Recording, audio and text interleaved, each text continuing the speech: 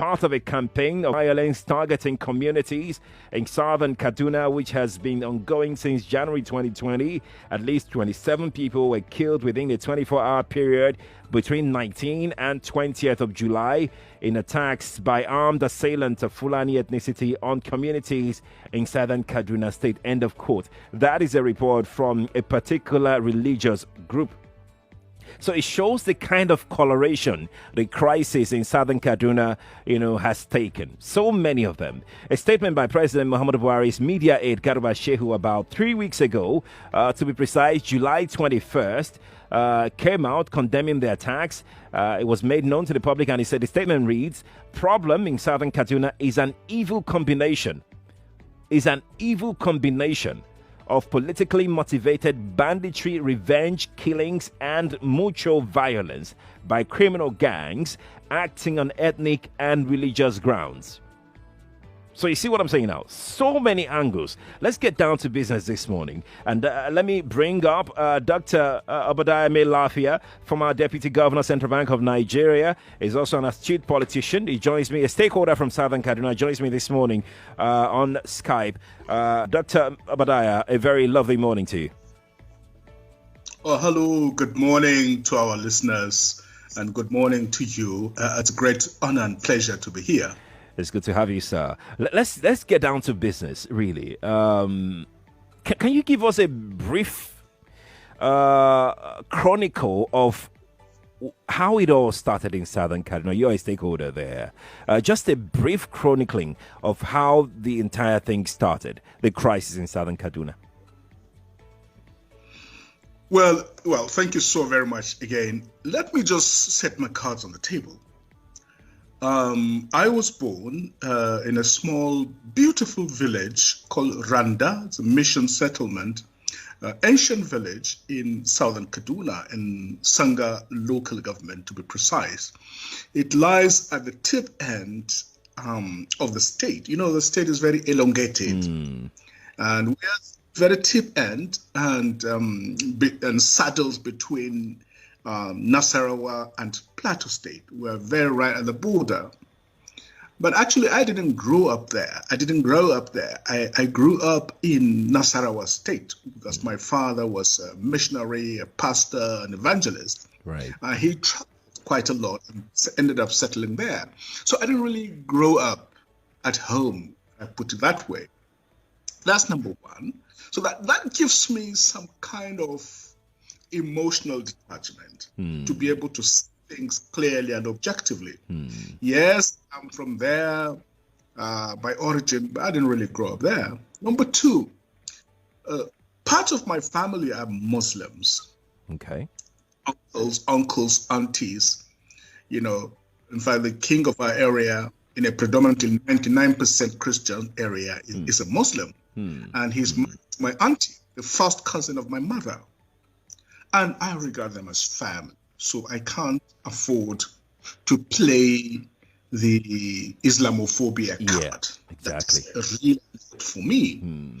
So having clear that, it gives me a objective perspective from which to analyze what is happening. The immediate crisis has been going on for the last 2 years. The opening salvo was the killing of the Adara king in 2018. There had been some killings in his kingdom and around Kachia area. And, tensions had been rising. So the governor, he sought audience with the governor of Kaduna State, Malam Nasir El-Rufai. Right. He went there to see him. They had a good meeting, presumably. And on his way back, together with his wife and driver, they were waylaid on the highway where they were all abducted. The driver was allowed to go. The bandits raped his wife. Oh my. The wife's Majesty the King, they raped her in front of him before setting her off. And after collecting a ransom of about 10 million on the promise that they were going to release him, right, he was he was brutally assassinated. It did not stop there. When the elders of Adara land demonstrated, the police came, rounded them up, and put them in prison for about a year with no real charges or trials against them. They were eventually released. Meanwhile, attacks were incessant. They were continuous. It was a case of continuous pounding of an unarmed and defenseless people. And it has continued. It has spread from Adara land to other villages and homesteads. Manchok, Kagoro, very recently, Kurmin Masara, Takwai Isa, Ataka Mawe, Fadang Atakar, Laduga, Zangon Katav, Magama, Zamando, the list goes on and on. The figures are not reliable, but it is clear that we are talking of a very serious and well calculated and well strategized, killings. What caused these killings, Dr. Obadiah? That amount to genocide. What could have caused this? What could have caused these particular killings that you've enumerated? What is the cost? Do you have an idea? Well, again, let me just also clear one fact that in the 80s and 90s, you asked me for the immediate causes, which the immediate, process of killings, which I explained, but it goes as far back as the 80s and 90s. You may have heard of the infamous Zangon Kataf killings. That's right. In which the settlers, Zango means a settlement. And in ancient times, the house of people who were itinerant traders used to pass through there. They would settle there and, water their camels and their donkeys, and then proceed on whatever journeys they were going to. And then eventually became a kind of more permanent settlement for the Hausa Fulani community. Hence it is called Zangon Kataf, in Kataf land. Then they began to demand control of the market and even demand to have their own chief. And of course, which was not acceptable to the people, and it eventually led to the infamous Kataf riots and killings, which were mutually violent, if I may put it that way. Okay. And I can tell you this because I heard directly from him himself. General Zamani Lekwot, very distinguished military officer, retired from the Nigerian Army, former governor of Rivers State, and ambassador to Senegal. He, together with another very patriotic colonel, Colonel Yohanna Madeki, they went to the police to report what was going on and to seek for help. And you will not believe it. The police detained both of them. Oh my. Yes. Now, General Zamani Lekwot is a highly principled officer, very patriotic. As a young officer, he distinguished himself during the Nigeria-Biafra War. And somehow he was not in the good books of General Ibrahim Babangida, because he used to tell him to his face what he felt was wrong with his policies. So they were waiting for an alibi, and they got it in the Zangon Kataf riot. So they arrested him, detained him, created a kangaroo court, kangaroo court, and tried him. In the end, even the judge said that his hands were tied, as it were. They convicted him and sentenced him to death. General Zamani Lekwot has explained to me himself what they did to him, the torture, the agony. That for 2 weeks, they took him to the section where people are condemned and ready to be killed. Oh, wow. They put him next to the execution chamber. Early in the morning, they wake him up and say, let him have his last breakfast. They will open the execution chamber as if they are taking him there, and then they will close it again. They kept doing that for 2 weeks. Most people would have run insane. But he is a strong man. He became toughened psychologically, endured it until the outcry of the public dissuaded the Babangida administration from committing murder. So, Zangon Katab, and in the 90s, they came to my local government, which is Sanga local government, during all this Sharia palaver. Okay. And they brought a huge amount of money to the local Hausa chief and told him that his duty was to enforce Sharia in Sanga land. Who are the they, Dr. Obadiah? The military administration of that time, together with some foreign jihadist interests, they accumulated huge amounts of money in Gwentu. Please take this record it is extremely important. Yeah. So a young man whose elder brother was the pastor in the area went to see the local chief to plead with him not to try this sort of thing in an area that is 99.9% Christian. Immediately he entered the palace of the Hausa chief. They brought out a dagger and beheaded him. Oh, my word. In the morning. The brother who was the pastor in the area waited for some time. He didn't see his brother. He said, he told me he was going here. I have not seen him.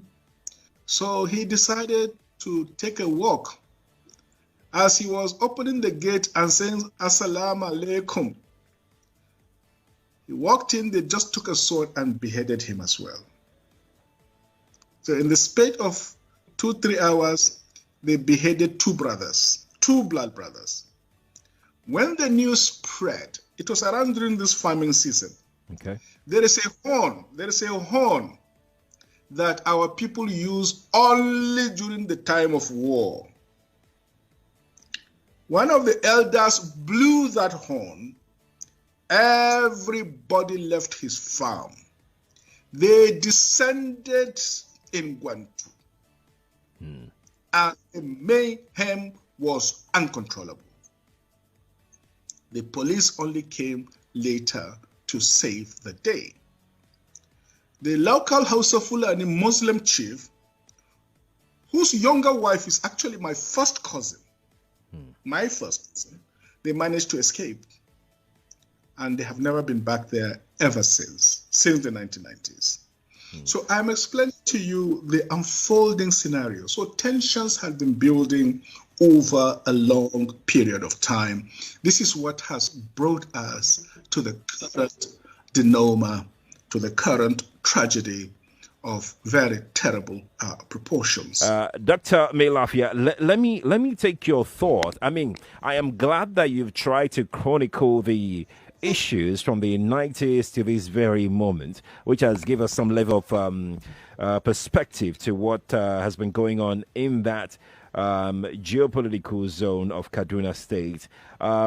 The aide to the president said something in his statement in July, a couple of weeks ago, and he said that the violence in southern Kaduna is an evil combination of politically motivated banditry, revenge killings, and mutual violence. Do you have any exception to these three that he put together?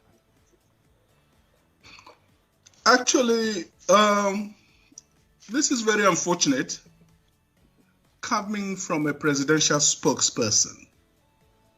He has shown himself to be ignorant and to be grossly insensitive.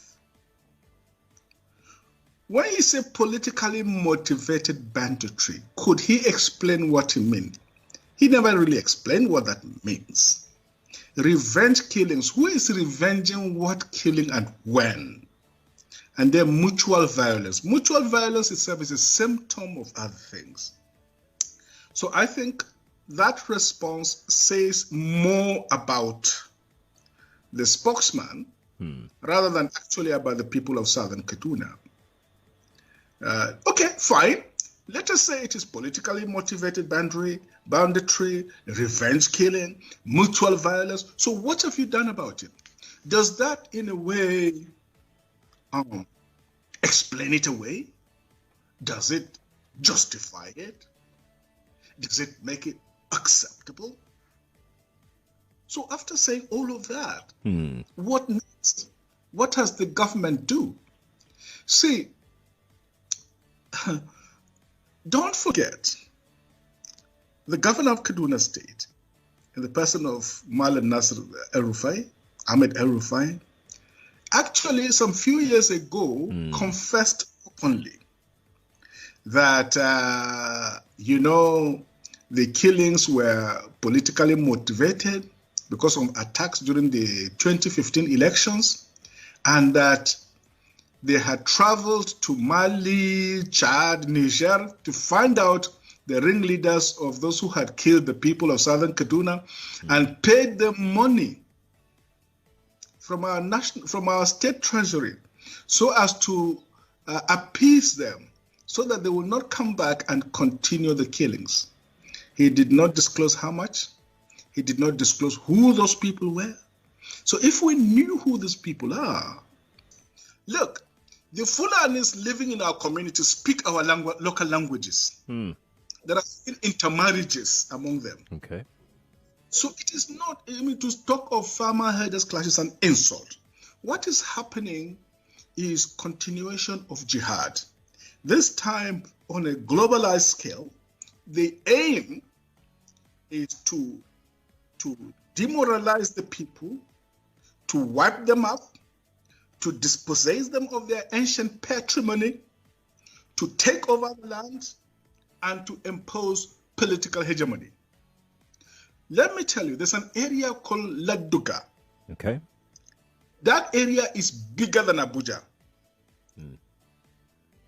For more than a decade now, they've driven the indigenes from that area. It's around Kachia area. They've taken over the area and they've turned it into a vast grazing reserve. Our people are not allowed near there. They have their own emir, they have their own chiefdom, out of nowhere, when in fact, Zazo Emirate starts from Jaji. Because Kaduna belongs to the Baji people. Every historian knows this. It is not Fulani territory. That is why we have no emir of Kaduna. But we have a chief of Kaduna who's an indigene.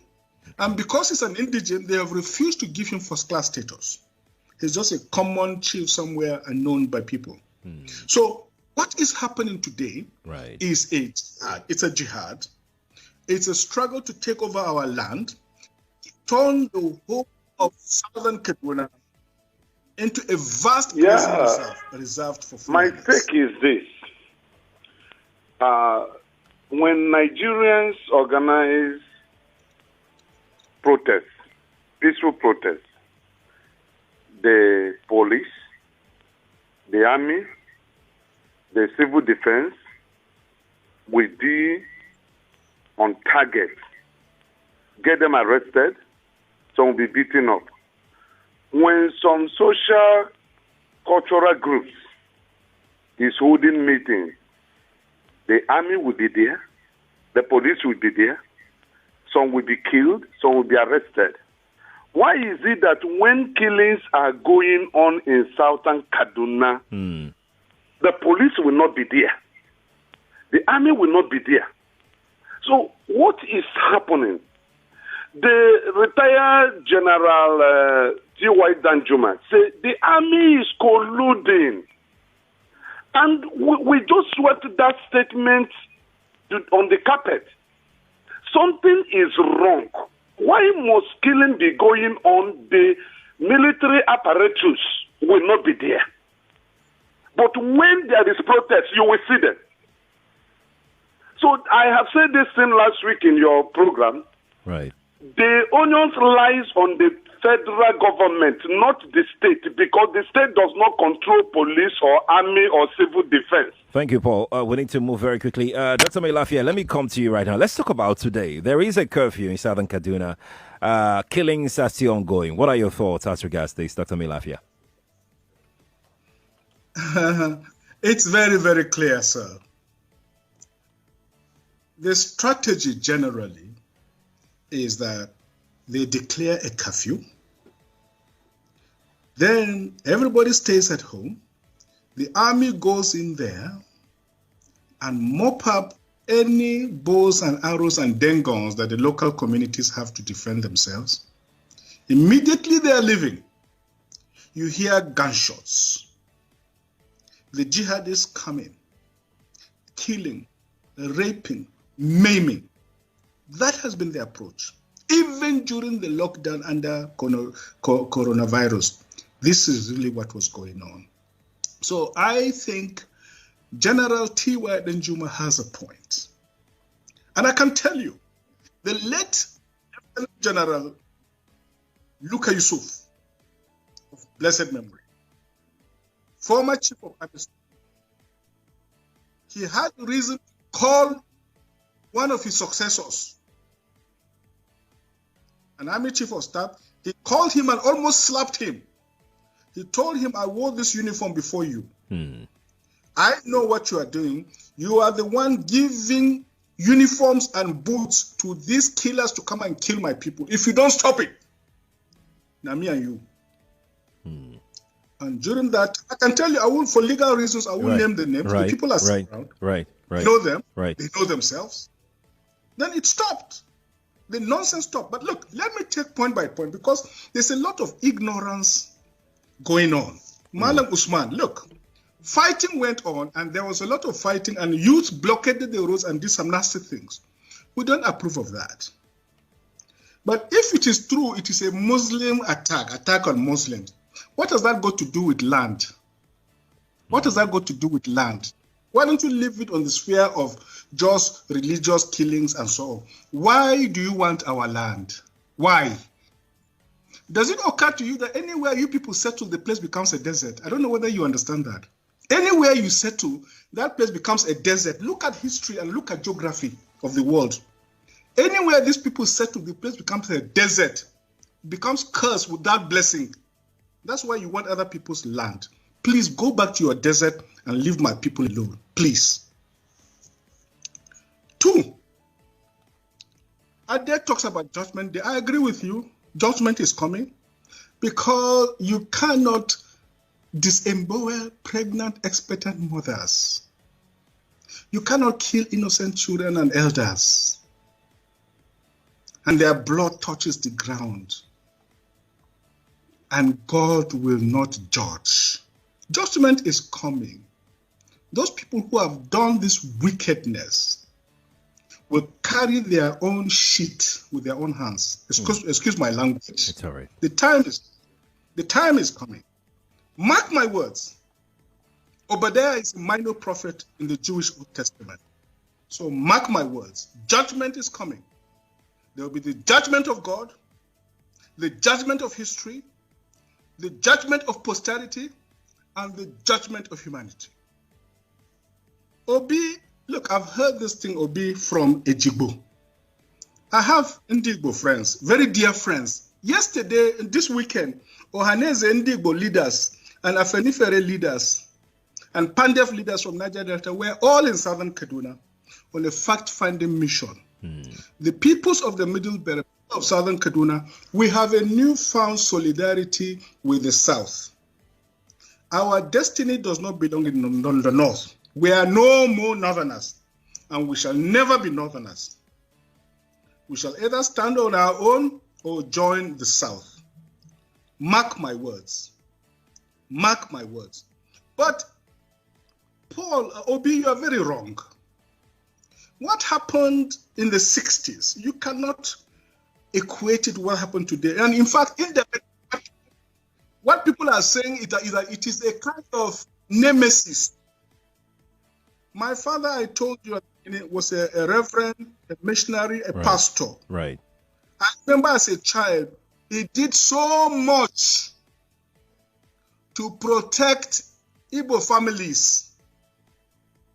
So many of them settled in my home as refugees, even on our farms.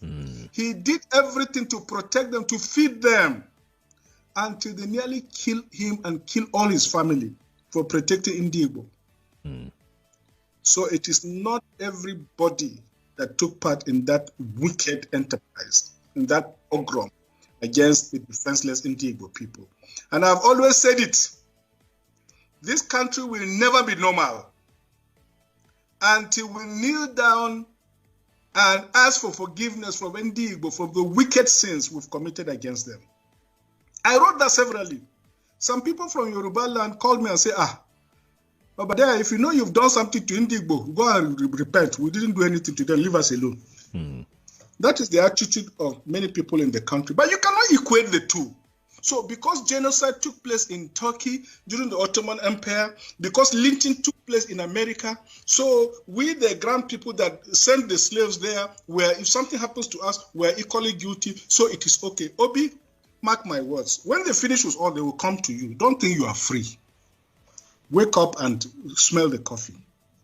As for Mr. Paul, the role of the police, security, and so on, look, we have reason to believe that the full apparatus of the military is behind the banditry and violence because it is a global jihad.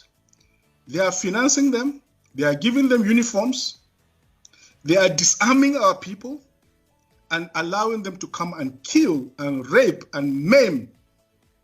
So Lieutenant General Theophilus Yakubu Denjuma is perfectly right. And let me make it very clear. Even my name, Obadiah in Jewish Old Testament means servant of the Most High God. Mailafia means a man of peace. So I am by destiny a servant of God, servant of the people, and a man of peace. I abhor violence. If you could see my hands, I have never lifted my hands to commit violence, either in word or speech or action. I belong to the Martin Luther King school of thought. But let me make it very clear. Our Constitution protects the right to life. Right. It enshrines the principle of self-defense. So it is true of municipal law as it is of international law. International law and the law of nations gives a people who face an existential threat to their very survival the right and, in fact, the bounden moral duty to defend themselves, to defend their communities, to defend their church, and to defend their families. No one can take that right away from them. Universal global ethics also gives communities the right to defend themselves if the government, if the authorities are either unwilling or unable, or both unable and unwilling to come to the aid and protection of these people. Which is it for you, Dr. Obadiah? Do you think the government is unwilling or unable to protect the people of Southern Kaduna? In fact, it is not only unable, it is unwilling, and we have good reason to feel that they are part and parcel of the killers. Let me make some revelations to you. That's a very big allegation, Dr. Obadiah. The government is part and parcel of the killers. Yes. That's big. Yes. Yeah. Okay. How would the government just say, oh, it is revenge killing and so on? Then you leave it there. Oh, because it is revenge killing and so on and so forth. The body language of this administration, the body language of the state government shows clearly that they have a hand in the killings. No doubt about it. Because, you see, General Abacha, and people don't give him his due. Do you think you would have tolerated such nonsense? General Abacha famously said that if an insurgency lasts for more than 2 days, the government knows. That is the real and the truth. And let me make some revelations, because some of us also have our own intelligence networks. Okay. Have met with some of the bandits. We have met with some of their high commanders. 1 or 2 who have repented. They have sat down with us, not once, not twice, They told us that one of the northern governors is the commander of Boko Haram in Nigeria. Boko Haram and the bandits are one and the same thing. They have a sophisticated network. During this lockdown, their planes were moving up and down as though there was no lockdown. Moving ammunitions, moving logistics, moving money, and distributing them in different parts of the country. They're already in the south, in the rainforest of the south. They're everywhere. They told us that when they finish these rural killings, they will move to phase 2. The phase 2 is they will go into the urban cities, going from house to house, killing prominent people. I can tell you, this is the game plan. By 2022, they want to start a civil war in Nigeria. Don't joke with what I'm saying. I have a PhD from Oxford University. I'm a central banker. We don't talk nonsense. So don't joke with what I'm telling you. I have this from the highest possible authority, higher authorities of some of the commanders of the killers and Boko Haram. You said northern governors, past or present, Dr. Obadiah? No, current. No, they said one of them is the commander of Boko Haram in Nigeria. One of them. And they are not looking for money. They have more than enough money. In fact, he told me they just came back from one of the Middle East countries in private jet, full of ammunitions and dollars. Did they tell you, Dr. Obadiah, why they would want to cause civil war in 2022? Yes, so that they can continue in power. I'm not making this up. I am not joking about this. I love Nigeria. I don't like the shedding of innocent blood. How can we find? I don't want civil war in our country. How can we find a lasting solution to this? How can we stop this from happening? I mean, let's just say hypothetically what you're saying. How can we bring an end to this? How can we bring peace to southern Kaduna, Dr. Obadiah? Well, the killers should leave our land. And all the lands they've taken over, they should peacefully withdraw, leave our land for us, because this is not our land. You know, Sheikh Husani, the former senator from my state, he said recently that, look, when you look at Kagoro people, I am Ninzam from Sanga local government. If you look like a Ninzam man, you look at an Atiaf man, you look at a Kataf man, you look at a Jaba man. He cannot go to Kano. And this our friend who calls himself Usman, you say you're from Katsina. Right. None of our people can go to Katsina and start fighting over land with you. They cannot go there and start fighting over land with you. Why are you coming to fight with over land with us? We have nowhere else to go. This is our ancestral land. Our people are farmers. They are very poor. The government has neglected them. The government has marginalized them. During the last elections, do you know what they did? They did not register most of our people. And when they did, even during the voting, they will bring the voting machines around 2 a.m., 3 a.m. Right. When people are tired this morning, lining up, they'll say there's insecurity, they'll pack and go. They systematically disenfranchised our people. We have been excluded from this government.